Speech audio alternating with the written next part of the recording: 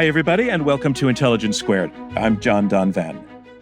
In the United States, people who want to sue a police officer for violating their civil rights often run into a legal roadblock that is called qualified immunity, which is a legal shield designed to protect cops in certain situations and quite a few other government officials when a citizen wants to bring them to court. Now, language like qualified immunity makes it sound like this concept and the right of it and the wrong of it are going to be kind of hard to understand, like you're going to need a law degree to get it. I am here to tell you it is not that complicated, and we are going to explain it first ahead of the debate that we have lined up, which is set up to address this question: is it time to end qualified immunity for cops? That's our debate. But first, to get it explained, we have the help of New York Times' superb Supreme Court reporter Adam Liptak, who has dropped by with the need-to-know stuff about qualified immunity, what it is and how it came into existence. And right after that, the debate, which will have John Malcolm versus Anya Bidwell. John is at the Heritage Foundation. Anya is with the Institute for Justice. They will be here shortly. But first, Adam Liptak. Adam Liptak, thanks so much for joining us to help our audience kind of understand the legal context and the historical context for the debate we're about to have, where, again, our question is it time to end qualified immunity for cops? But before we get straight to that language, qualified immunity, let's approach this question from just a little bit of distance, because the notion of qualified immunity as it relates to police comes into play when a citizen wants to sue a police officer. He has a grievance with that officer and he wants legal redress. And just what are some typical examples of the kinds of grievance that would lead a citizen to want to sue a cop? Oh, very often it's physical abuse, can be killing, can be theft, can be all kinds of things cops do to people. And so then let's get to the concept of qualified immunity. And like every legal concept, it has a history. And the origins of this one are not very far back in the mists of time. So can you take us through the story of qualified immunity, where it comes from? Right. It's a judicially created doctrine. Courts made it up. They thought that cops and other government officials sued for money for constitutional violations needed some breathing room, needed the ability to make split-second judgments sometimes without fear of ruinous liability.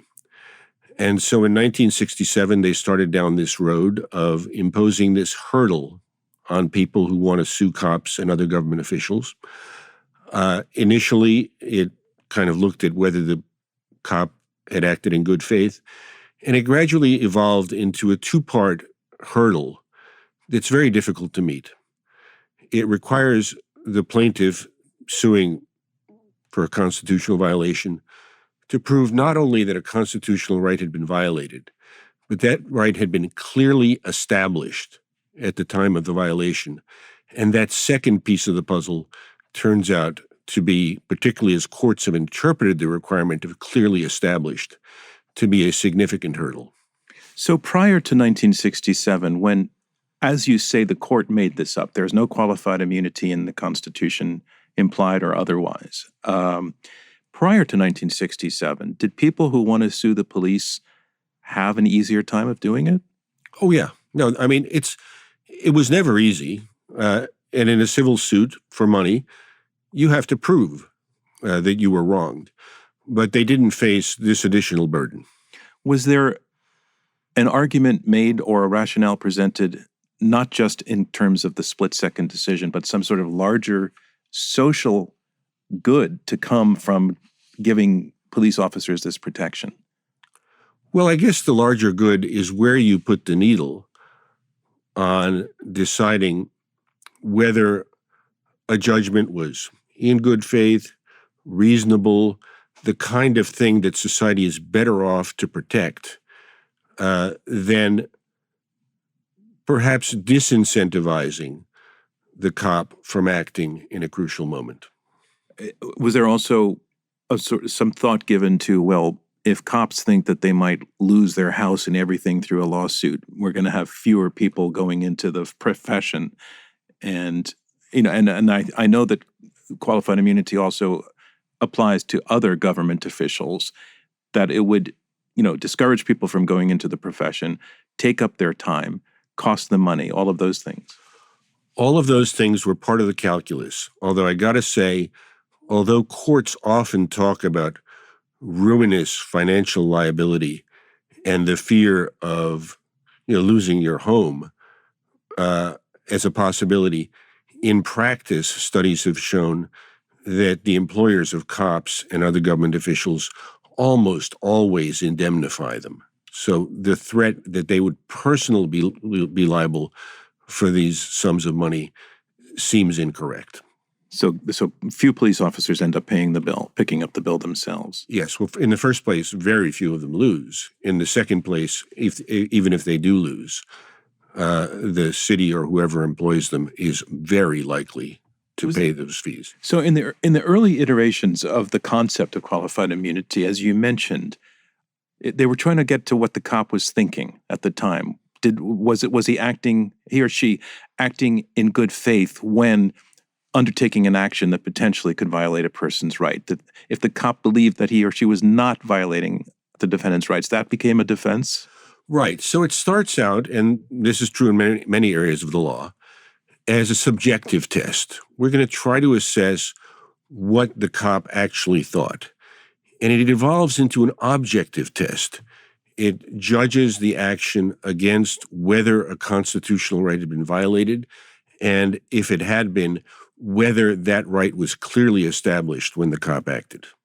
So which comes first? Do you judge whether the right has been violated or whether the right is clearly established? That is a really good question. And not long ago, the Supreme Court said to courts, you can do it in either order. And that has turned out to be quite problematic because what courts will often do is say, we're not going to tell you whether there's a constitutional right here. We're just going to tell you it was not clearly established. So not only does the cop win, but we don't develop the law. We don't tell the next cop what the constitutional rule is. And of course, it's a significant thing for a court to make a judgment about what the Constitution requires. And it's easier to skip that step and go straight to whether it was clearly established. And in giving judges that choice, the court has not only continued to make it easy for cops to win, but also kind of shut down the development of the law. So the pattern, you've said this a few times, the pattern is that most of the time cops win. Right. And we haven't talked about this yet, John, but the reason for that is that this concept of clearly established, you can apply at various levels of generality. And what the Supreme Court seems to say is you have to find a factual setting that's almost identical to what was at issue. And that's kind of paradoxical because it means the more outlandish the cop's conduct, the less likely it is that he's going to be subject to a lawsuit because there will be no case in which precisely that has happened. Yeah, how closely, if they're saying that the right and the way in which it was violated must match some other prior incident and violation in which it was established that the right was violated, it must match. How closely does it have to match something that happened in the past? Almost comically closely. Wow. So one main reason why cops almost always win is because, at least at the Supreme Court, the fact pattern has to map on almost identically. So I've been reading about a quite interesting example of this dating back to a case that was argued in 2018 that comes out of Tennessee. A man named Baxter, Mr. Baxter, was a burglary suspect, and he was hiding from the police as the police moved in on him in a basement of a house. They had a dog with him. They found him in the basement. Mr. Baxter says he raised his hands to surrender, at which point the dog was unleashed and bit Mr. Baxter, and Mr. Baxter sued for excessive use of force, and he lost the case because of qualified immunity, even though there was a prior case in which the court said that two men who surrendered in the face of a police dog that was sicked on them, lying on the ground, did have their rights violated. And the case in the course of Mr. Baxter said, well, He wasn't lying on the ground when he surrendered. He didn't match that other case. He had his hands raised. And I want to know, is this the kind of is this typical of the kinds of decisions that are being made about when a clearly established right exists? That is not an outlier, that case. It sounds weird, right? And it sounds like that distinction ought to make no difference.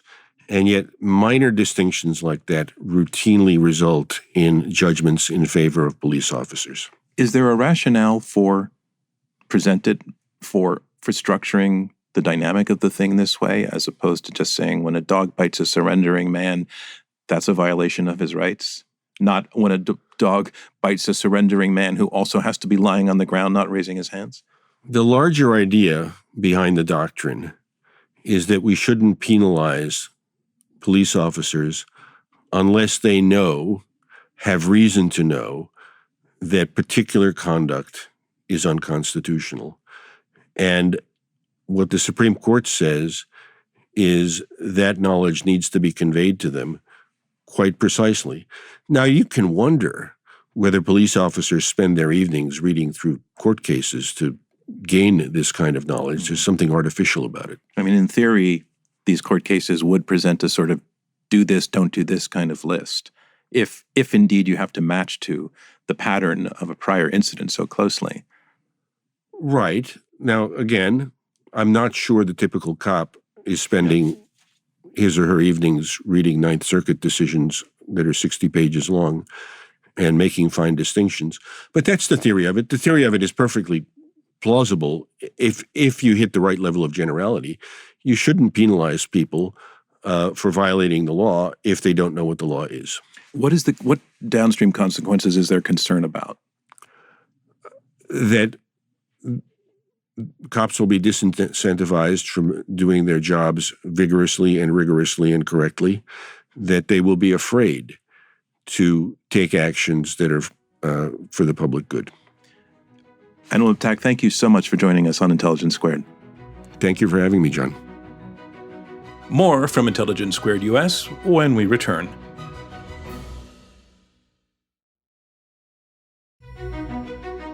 Welcome back to Intelligence Squared US. Let's get back to our debate. Okay, and now it is time to debate, and I want to welcome John Malcolm and Anya Bidwell to Intelligence Squared. John, I'll go to you first. On the question, is it time to end qualified immunity for cops? Are you a yes or a no? I'm a no. Okay, that means, Anya, that makes you the yes, doesn't it? Yes, I'm a yes. Okay, well, it's great to have both of you here. And Anya, since your position would be the more disruptive to the status quo, I'd like you to go first. Tell us why you say yes to the question that it is time to end qualified immunity for cops. First of all, John, it's an honor to be here with you and with John Malcolm. I look forward to discussing this very important topic. It is time to end qualified immunity for all government officials, including police officers. Where qualified immunity applies, the Constitution is meaningless, even when officers act in bad faith. When the Supreme Court created the doctrine, it acknowledged this, but said that denial of constitutional rights is worth it for policy reasons. Years of research, however, show that qualified immunity is not needed to meet these policy goals, making our sacrifice of the constitutional freedoms completely worthless. So why is the ability to enforce the Constitution so important? First, it is a part of our national character that we can stand up to the government. If the government violates our rights, we, unlike our counterparts in, say, Russia, can push back by suing it. We've known this since the American founding. Where there is a right, like the Fourth Amendment right to be free from unreasonable searches and seizures, there must be a remedy, like the ability to come to court and state a case against the officer who did this to you before the jury of your peers. The ability to enforce the Constitution also helped to create accountability framework that tells police officers that they can't behave in bad faith. So let me give you an example. There is this St. Paul, Minnesota police officer. Her name is Heather Waker. It has been definitively established that she knowingly caused several innocent people to go to prison in order to salvage her flailing sex trafficking investigation. 6 years after these innocent people sued Waker for violating their rights, they're still fighting an immunity battle to force her to answer their complaint. The existence of qualified immunity emboldens bad people, bad agents, bad apples like Agent Waker, and creates many more of them. As to the policy justifications for creating qualified immunity, there is no empirical basis for them. In one of my cases, for example, an officer held a 12-year-old and a 14-year-old boys under a gun because they were potentially armed fugitives in the area. The video clearly shows the boys cooperating and also that they have childlike voices. The boys sued and the court granted qualified immunity. But what if there were no qualified immunity available to the officer? The officer would still have a huge advantage. To prevail at trial, the plaintiff would have to convince the judge and the jury that the officer acted unreasonably. And the Supreme Court specifically said that when it comes to reasonableness, courts can't second-guess what officers do in split-second types of situations. If an officer acted in good faith, even if he did something stupid like holding children under a gun, it would be very hard to show that he acted unreasonably. Even if the officer lost and had to pay damages, there would still be an opportunity because there would be an indemnification available to the officer since he acted in good faith. And there would be no chilling effect on the officer either. Instead of spending years in courts of appeals fighting on qualified immunity, the officer would have an opportunity to tell his story and show that he acted reasonably, increasing transparency and developing trust in the community. Do you know what the greatest deterrent to becoming a police officer is these days? It's distrust in the community. By preventing cases from going to trial, qualified immunity helps to perpetuate that. It's time to end qualified immunity, John. It doesn't serve its own purposes, and it's contrary to our values as Americans. Thanks, Anya Bidwell. And now, John Malcolm, it is your turn. Thank you, John. It's a pleasure to be participating in this debate with my friend Anya Bidwell. And let me begin by saying that there are areas where Anya and I are likely to be in agreement. For example, we agree that some courts have ruled in favor of police officers by relying on trivial factual distinctions to distinguish their case from prior precedent. We're also going to agree that qualified immunity is largely, although not exclusively, judge-made law, and that ideally Congress would weigh in on the issue, although we probably disagree about what Congress's silence means. Here are some areas where we likely disagree. First, although some people may sincerely believe that we are experiencing an epidemic of police violence, the objective facts do not support this. Second, studies indicate that qualified immunity is asserted in a surprisingly small number of cases involving police officers, and that it is successful in only a small percentage of those cases in which it is asserted. Third, in virtually every case that results in a judgment against a police officer, the money is paid by the officer's employer or by the employer's insurance carrier. Fourth, qualified immunity does not apply in criminal cases. So any officer who engages in extremely egregious conduct, such as the 5 officers in the George Floyd matter, would not get any protection from prosecution.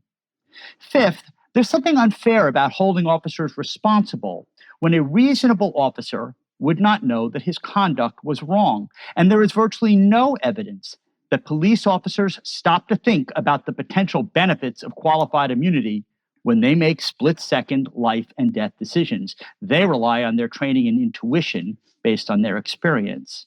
Sixth, as a general matter, we don't want police officers to hesitate when acting. When they hesitate or choose not to intervene because of fear of potential liability, people die.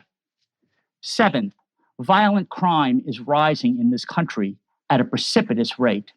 The police are feeling beleaguered with the defund the police movement and a dramatic rise in the number of police officers who are physically assaulted.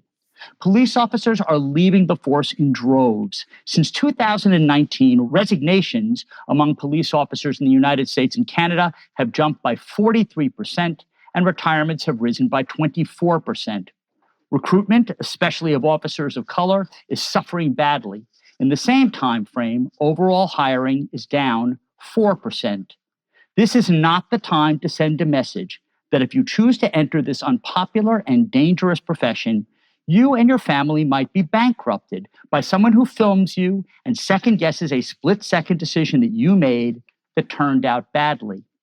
And finally, eighth, there are several steps that could be taken short of eliminating qualified immunity that would make sure that victims of police misconduct are compensated, would force municipalities to absorb the cost of bad police behavior, would not harm police recruitment, would help develop case law in this area, making it more likely that the parameters of what is and isn't proper police behavior are better defined to prevent future misconduct. For these reasons, qualified immunity should not be eliminated for police officers. We can get to other individuals if you want. Thank you, John Malcolm. So we've heard what both of you had to say, but I want to go back, Anya, to a point you made a number of times in which you said that qualified immunity does not actually deliver the policy purposes it is meant to deliver. But one purpose that you did not mention, which I think John highlighted, was the notion that in the absence of qualified immunity, more cops will be hesitant to do their duties if they think they might get in trouble, and fewer potential recruits to the police force will join the police if they think that they could get in trouble for making, I think we're going to hear this term a lot, split-second decisions in the heat of a situation. And I just would like you to take that particular policy purpose on and your response to it.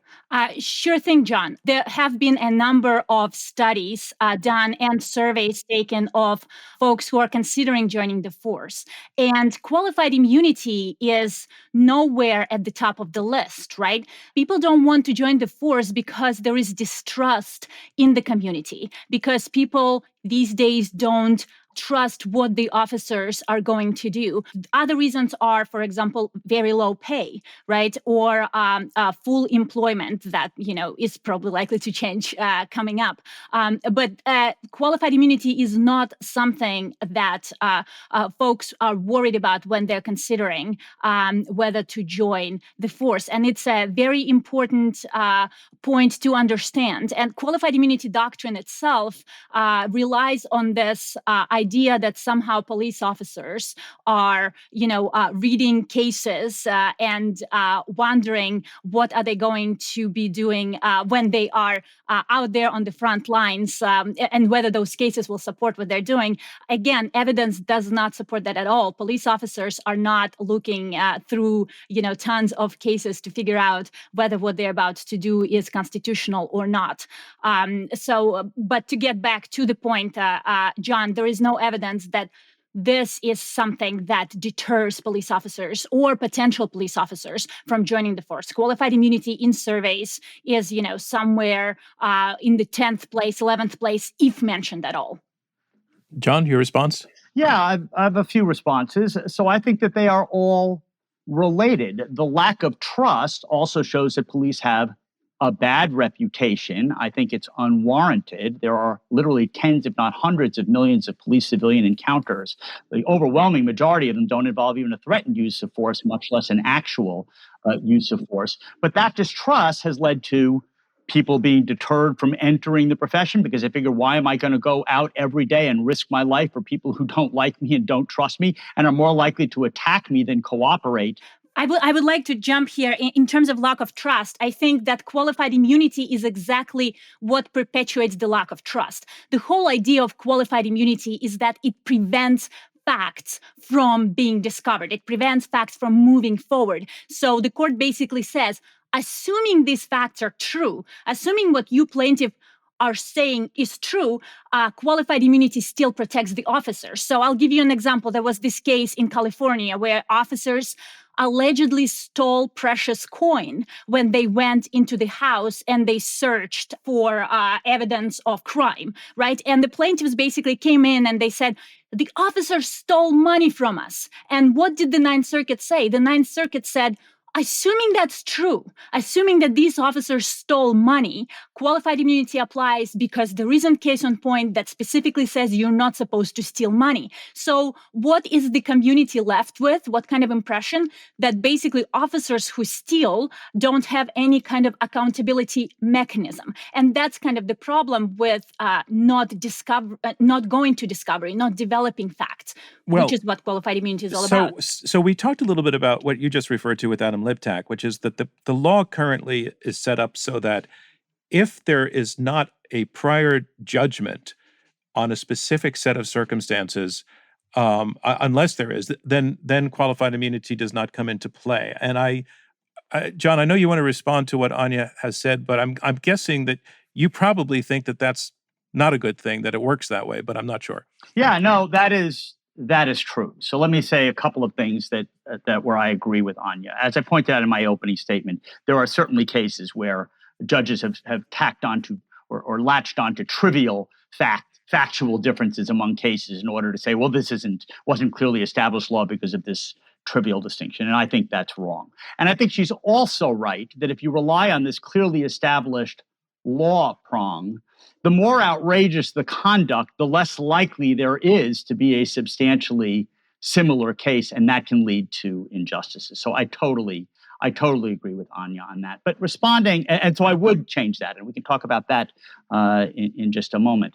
Where I would disagree with Anya is that, I don't think the public, when they're talking about a lack of trust among police officers, they're going to be thinking about Ferguson and George Floyd and Eric Garner. They're not going to be thinking about qualified immunity. If you talk to plaintiffs' lawyers, they all point out that qualified immunity does not deter them from filing lawsuits at all. Again, qualified immunity works as a defense in a trivial number of cases. And there have been lots of cities that have paid out millions of dollars in judgments or settlements when police officers have engaged in egregious conduct, even when qualified immunity might have applied. Now, getting to your point, so there are two prongs under current qualified immunity doctrine under the Harlow standard. You have to show that the police officer engaged in a constitutional violation under the standards of what a reasonable officer would have known at the time.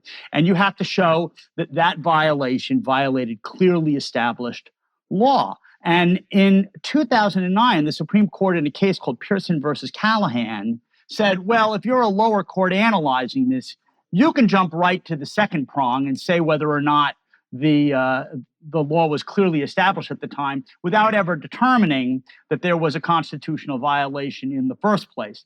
That, when I talk about alternatives to eliminating qualified immunity, that is one of the things that I would reverse. And I would require courts to determine whether a constitutional violation has occurred and then determine whether it was clearly established at the time. That would, at the very least, allow case law to develop and would narrow the field of uncertainty in the future.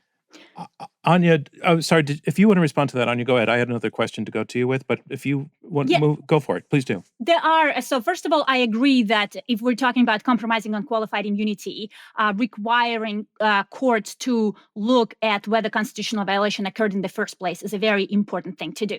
But I also want to address two things that John talked about. The first thing is training, right? An important thing to understand here with training materials, that when you look at whether qualified immunity applies, training materials don't matter, right? And that's kind of a thing about the qualified immunity test, that it really is clunky and doesn't make sense. You'd think that when courts are looking at whether something is clearly established to provide fair warning to a reasonable officer, they would actually look at what the officer was trained on, but they don't. They only look to cases, and often, as John mentioned, they're looking to cases that are identical on facts. That's point number one. And point number two about qualified immunity not deployed very often. I agree that there are studies. Joanna Schwartz had a very famous study where she specifically said that only 4% of cases get dismissed on qualified immunity. So that goes to two things. Number one, that floodgates of litigation are not going to be opened if we remove qualified immunity, because courts already have ways to deal with frivolous lawsuits, right? Their burdens of proof, their burdens of proof that plaintiffs are facing, that are going to be very difficult to overcome. But number two is to think about what are those 4% of cases that we're talking about.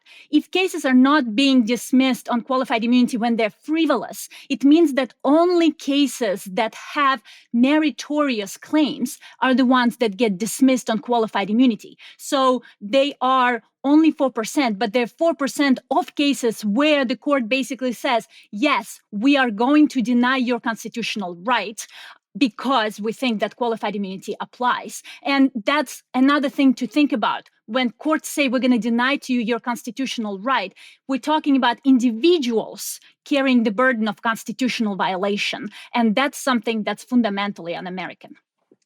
Well, so one, I think that Joanna Schwartz's studies, and there are other similar studies, not just the Joanna Schwartz study, showing that it's actually less than 4% of cases get dismissed for qualified immunity, shows that qualified immunity comes into play in a trivial number of cases. And so, even with qualified immunity, there are lots and lots and lots of cases that go forward. And as I say, cities pay these amounts. So Chicago paid $5 million to the family of Laquan McDonald. Louisville paid $12 million to the family of Breonna Taylor. Minneapolis paid $27 million to George Floyd. And even in cases in which it's determined that the officer's conduct was justified, sometimes those payments are made. So Ferguson. John, and why did qualified immunity not come into play in those cases? What was it about them? Well, because they either determined that the law was clear that this was a violation, or that it was a reasonable question for the jury to determine whether or not a reasonable police officer would have acted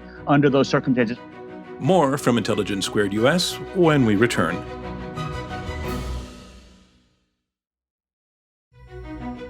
Welcome back to Intelligence Squared US. I'm John Donvan. Let's get back to our debate. Anya also made the point in her opening that in a world without qualified immunity, more police officers would be put on the stand in these situations, with the benefit, she argues, that they would get to tell their side of the story. They would get to make the case that they were acting in good faith, that they had a split-second decision to make, that a reasonable person would have made it, and that would be to the benefit of all if the police were not only compelled to, but allowed to tell their side of the story. Well, again, fewer than 4% of these cases are being dismissed on qualified immunity grounds. So these officers are telling their stories. But except in the cases of except for that 4%. So I think we're talking about the 4%. Of cases with constitutional claims where it is determined that it's not a frivolous constitutional claim. Well, even in some of those cases, the police officers may have told their story. They may have told their story in depositions, and a judge determined that they acted in accordance with what a reasonable police officer would have done at the time. I think it's going to be rare by the time a case reaches the summary judgment stage or a motion to dismiss stage where a police officer has not in some way, shape, or form provided his or her story about what happened at the time of the incident in question. I can think of two cases that I'm litigating right now, John. One involving task force officers beating up an innocent college student. And we are going on the 8th year of litigation, and those task officers haven't even answered their complaint because immediately you file a motion to dismiss. And another one that I mentioned, Agent Waker, right, who engineered essentially a sex trafficking investigation and caused two of my clients to be in prison. We're going on the 6th year of litigation. And again, she hasn't even answered her complaint. And that goes to timing of this, right? So one of the policy goals that the Supreme Court outlined when it talked about qualified immunity was how it would shorten the timing of litigation, right? Qualified immunity would come in and then, we would get rid of cases, but that's not what happens at all. In fact, qualified immunity is brought at several different stages during the litigation. And what we're seeing is years of appeals, very complicated appeals, and taking a very long time, a lot of money, a lot of complicated topics, rather than simply putting an officer on the stand and giving them a chance to explain that they did not steal those precious coins, right? And they actually acted reasonably. So that also goes against the policy reasons in qualified immunity cases. I'm not going to say that injustices don't exist. They do, and I admire, and I always have on you, your persistence and those of your colleagues at the Institute for Justice. Even in those cases, particularly criminal cases, the police officer's story will have been told by the time you file a civil action. And one of the reasons for qualified immunity is to weed out cases where either the case law is not clearly established, so it would be unfair to hold a police officer to account for conduct that was not that he could not reasonably have known was a violation of law at the time, or if he is able to establish that a reasonable police officer would have done exactly the same thing in his situation, or at least that he did not act unreasonably. And if that cuts off most of those frivolous cases, that's fine. And as I say, even in those instances where that is established, the municipality almost always ends up paying a judgment anyway. Not always. You can find some examples. I agree with you that there are some bad results that happen as a result of this. I submit that the same would happen if you eliminated qualified immunity. John, if the municipality usually ends up paying the costs, is that also true for when an officer is found liable for violating somebody's constitutional rights? Does the department pay the bill, or does the cop? In other words, what to your opening argument that the individual cops face bankruptcy, does that happen often? No, not often. It doesn't mean that they don't fear it when they are thinking about joining the force. Joanna Schwartz, whom UCLA law professor, whom Anya mentioned before, also did another study that was published, I think, in the Yale Law Journal that found that literally municipalities end up paying, it was like something like 99.98% of the judgments. And even when police officers act egregiously, like the officers in the George Floyd matter, the city of Minneapolis paid $27 million to the family of George Floyd. So there was a fear about bankruptcy among police officers, but usually because they have indemnification provisions with their insurers or through a collective bargaining agreement. The police officers, in fact, even when they're criminally prosecuted and successfully so, rarely end up paying the judgment. And that very much goes to this idea of, chilling effect and deterrence, right? The municipalities have very robust indemnification statutes. States have very robust indemnification statutes. So as John mentioned, police officers don't go bankrupt because the municipalities and state are the ones who end up paying out the judgments. But by the way, those judgments are not that frequent. Studies show that, generally speaking, we're talking about only 1% of municipal budgets going to paying out settlements or paying out litigation costs. And the other thing that I do want to mention about these indemnification provisions is that only goes to show you that it is state legislators, it is local legislators who are much better positioned at balancing these costs and benefits of indemnifying an officer, these policy concerns about chilling effects, right? It's not up to the courts to talk about this. Courts should have a much more modest role, as they did, consistent with the founding of the Republic, where courts would look very much at whether the law was violated and order remedy if it was. And then legislators would be the ones calibrating incentives, and legislators would be the ones... Well, I think John has said he agrees with you on that point, that it's judge-made law and it would be better if the legislatures were making it. But I just want to ask you sort of a more fundamental question, Anya, and that is that do you see that there are going to be situations in which a cop does a bad thing in good faith without kind of getting it because he has to make a snap judgment? And where do you think justice should come down in that situation? The Constitution already protects officers making reasonable mistakes. That example. What would be a reasonable mistake, for example? A reasonable mistake would be coming into a wrong house, right? Or stopping somebody for wrong reasons. Or, for example, the case involving a 12-year-old and a 14-year-old who they were held under the gun by this police officer. And the court basically said, yes, the video shows that these kids are talking like kids. These kids are walking like kids. They don't look like fugitives. They're walking towards the officer, right? Not running away from him. And the officer ends up holding them under the gun. And the court said, we're not going to second guess what this officer was going through at the time when he was, thinking that he was going after fugitives. So courts are you comfortable with that judgment, with that decision? I am comfortable with that decision to the extent that it is looking at what does Fourth Amendment protections entail, right? So it's about unreasonable searches and seizures. And so when the court is looking at what is reasonable and where they're looking at police officers making split-second judgments. I'm very comfortable with courts providing a lot of breathing room and not stepping in and second-guessing what these police officers should have been doing in the comfort of their own chambers.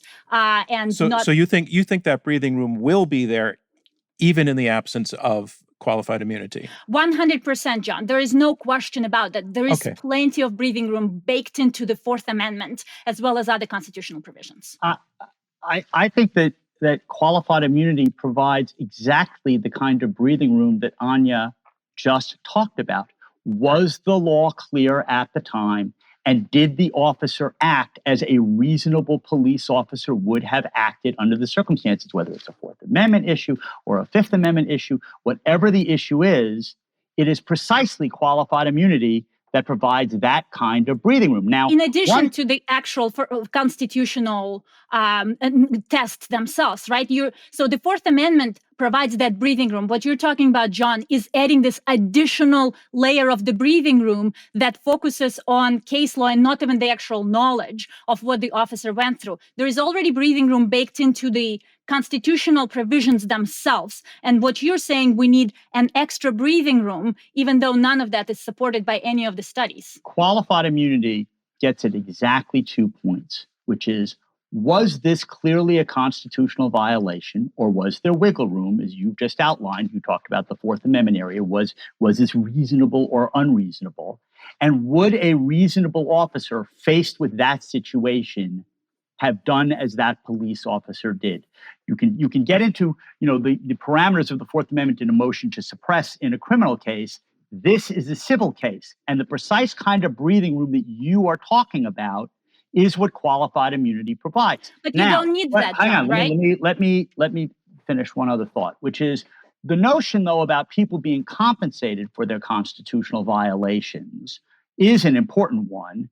And again, there is another Supreme Court doctrine coming out of a 1978 Supreme Court case, Minnell versus Department of Social Services of the City of New York. It's called the Minnell Doctrine, that also limits the liability of municipalities to pay for their violations of the police by police officers. That is another doctrine. That is another avenue of reform where you and I would probably agree that does not involve eliminating qualified immunity. If you then force municipalities to pay for the actions of their police officers, you would make sure that victims get compensated, and you would force the employers to absorb those costs, which may lead them to discipline police officers more often, improve their training, or do a better job of hiring police officers who don't engage in egregious conduct. Okay, I want to have a timeout for just a moment before you respond, Anya. I wish I'd asked this question earlier, but for the general audience, since several references have been made to the Fourth Amendment, Anya, tell us what the Fourth Amendment is about in relation to the topic we're discussing. Fourth Amendment, and in relation to our topic when we're talking about police officers, is very much about searches and seizures. And the Constitution specifically says that unreasonable searches and seizures are not permitted. So a warrantless entry, for example. Also, searches and seizures, excessive force is part of a seizure, right? It's a seizure of a person. And that's why Fourth Amendment is something that comes up most frequently when we're talking about police officers. And I want to pause on how a Fourth Amendment analysis would come into play, right, in a normal case without qualified immunity. So if these 12-year-old and 14-year-old boys are suing the police officer for holding them under a gun, they would say this officer violated our constitutional rights because when he held us under the gun, he was not reasonable. And then the officer, without the benefit of qualified immunity, could still file a motion to dismiss and say, this is not true. My actions were reasonable. At the time, I was looking out for fugitives. Some of the fugitives were potentially armed. I was fearing for my safety. I was fearing for the safety of others. My behavior was absolutely reasonable. And what studies show is that cases get dismissed for failure to state a claim on the motion to dismiss, or they get dismissed on motion for summary judgment, even without the involvement of qualified immunity, because the officer comes in and says, I behaved reasonably. I feared for my safety. I feared for the safety of others. There was a dangerous situation happening at the time. These people weren't complying. So you don't really need qualified immunity at all to come in and say, I acted reasonably. And what we see in study after study after study, if that courts don't need to take qualified immunity into account when they look at it, they just say, you're right. Plaintiffs failed to state a claim about you behaving unreasonably. So you can continue with your business. There are no damages. And one additional point that I want to go back to, because John mentioned it several times, and this idea of criminal prosecution. Could I ask you not to go to this additional point right now? Because you just made a really good point that I would like to hear John's response to. Okay, sounds great.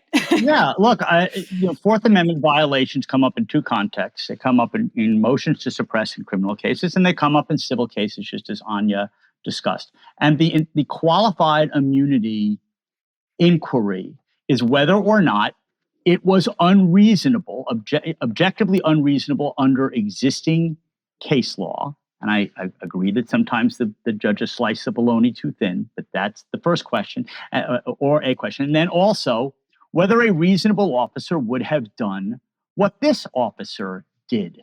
And almost always, the officer will have to tell his story in order to make that determination. Fewer than 4% of the cases get dismissed once that evidence is presented before trial. And almost always these cases ended up going to trial or settling because the judge says, well, there's a factual dispute and a reasonable jury could come out one way or the other. A police officer who stands up and says the inquiry is an objective standard. It's what a reasonable police officer would have done at the time. So really the police officer has to come forward with two things, saying, one, I acted reasonably, and two, a reasonable officer in my position would have done the same thing. If the police officer comes forward and says, well, I thought what I did was excessive, that's the subjective standard. But a reasonable officer would have said it was okay. That is not likely to get very far. So the hurdle is pretty high to avoid a jury trial or a settlement and to get the case dismissed. But it is qualified immunity that provides exactly the kind of breathing room that Anya has been talking about. But John, why do you need an additional layer of qualified immunity if you can just argue on the elements of the constitutional violation? The Fourth Amendment itself prohibits unreasonable searches and seizures. So an officer can come in and say, I acted reasonably without invoking qualified immunity. Why do you need this additional level of protection? Because part of the determination about whether an officer acted reasonably is what was the known state of the law at the time. And police officers are charged, right, fairly or unfairly, with knowing what that law is. And if the law is clearly established at the ideal level of generality, then they are held responsible, period. Okay, in the background throughout this conversation has been the fact that qualified immunity applies to more people in government than just police officers. John, tell us what the state of play is in that regard and the rationale and your take on it. Well, here, Anya and I might actually very well agree. So we've talked about the importance, and you're right, the phrase came up a lot, split-second decisions. But qualified immunity applies to all government officials. So if you're a school administrator, for instance, and somebody wants to go out and give a conservative speech or a religious speech on campus, and you say, no, the Bernie Sanders supporter can speak, but the Ron DeSantis supporter can't speak, that's a constitutional violation for engaging in viewpoint discrimination. Qualified immunity applies to that person too. These are people who are not making split-second decisions. They can talk to other school administrators. They can consult with general counsel at the university or any other, or the general counsel, whatever agency is there. What's the rationale for giving the rationale is, again, to give government officials breathing room. And I don't think that these government officials need breathing room because they are not faced with dangerous life or death, do I pull the trigger or don't I pull the trigger decision, which has to be made in a second. John Malcolm and Anya Bidwell, thank you so much for joining us on Intelligence Squared. It's been a pleasure. Thank you. And the conversation you just heard, everyone, perfectly captures why we do this. As you know, the way the discourse happens these days is pretty broken, and that is why it is so unusual, but also so refreshing to hear two people who disagree actually be able to converse rationally and civilly and shed light and agree from time to time with one another. And we know from so many of you that's exactly why you listen to us and why I like to remind you that as you turn to us for that, we turn to you for support. We are a nonprofit at Intelligence Squared.